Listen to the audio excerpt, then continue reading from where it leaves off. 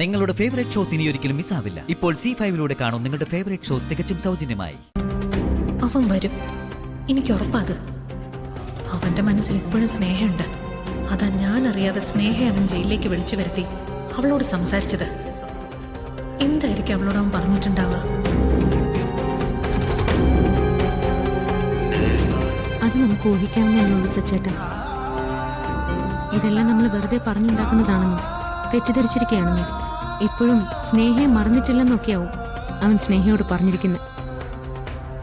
അവന്റെ അഭിനയത്തിൽ അവൾ വീഴുകയും ചെയ്തു. അവന്റെ അഭിനയമൊക്കെ അവളുടെ അടുത്ത് മാത്രമേ നടക്കൂ. അവന്റെ വിചാരം ഞാനൊന്നും അറിയുന്നില്ലെന്ന്. ഏതുവരെ പോകുന്നറിയാൻ വേണ്ടി മാത്രം ഞാൻ മിണ്ടാതിരിക്കുന്നു. ഇനിയും ഇങ്ങനെ മിണ്ടാതിരുന്ന സ്നേഹയെ നമുക്ക് നഷ്ടപ്പെടും. മുൻപ് നമ്മൾ എങ്ങനെയാണോ അവളെക്കുറിച്ച് ഓർത്ത് ഭയന്നിരുന്നത്, ആ ഭയം തന്നെ മനസ്സിലേക്ക് വീണ്ടും വന്ന് തുടങ്ങി സച്ചേട്ട. അവനെ ആരും ജാമ്യത്തിലെടുക്കരുതെന്ന് കരുതിയിട്ട് ഈ വീട്ടിലുള്ള നന്ദേട്ടൻ തന്നെ അത് ചെയ്തു.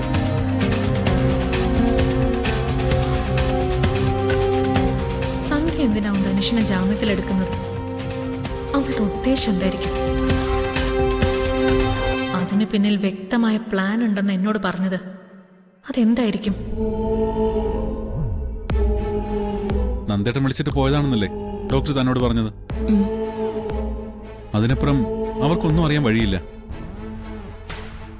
നന്ദേട്ടൻ എന്തിനാ ഇതിന്റെ പുറകെ നടക്കുന്നതെന്ന് എന്നോട് പറഞ്ഞതാ. അതിന്റെ പേരിൽ ഞങ്ങൾ വഴക്കിന്റെ വക്കോളം എത്തുകയും ചെയ്തു. എന്തൊക്കെ പറഞ്ഞാലും ഇപ്പൊ നമ്മുടെ അതേ അവസ്ഥ തന്നെയാ നന്ദേട്ടനും.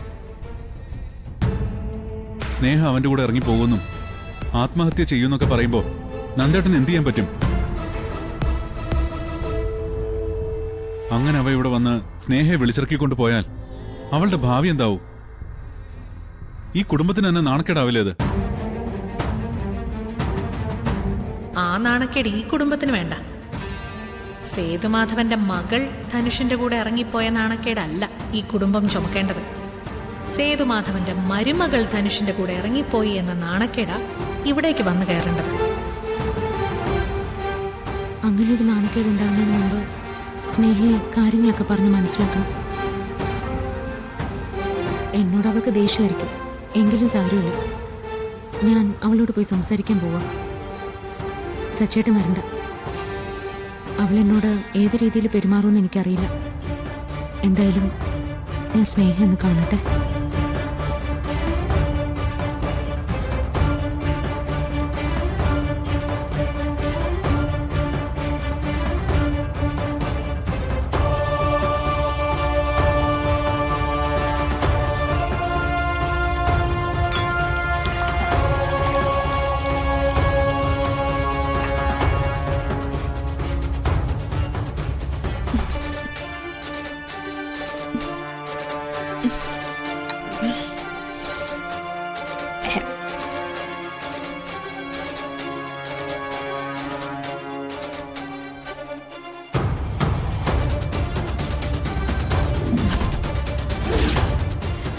ഇതാര്?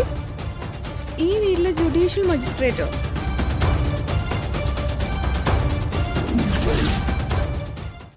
ഡൗൺലോഡ് ചെയ്യൂ C5 ആപ്പ്. കാണൂ എല്ലാ എപ്പിസോഡുകളും സൗജന്യമായി.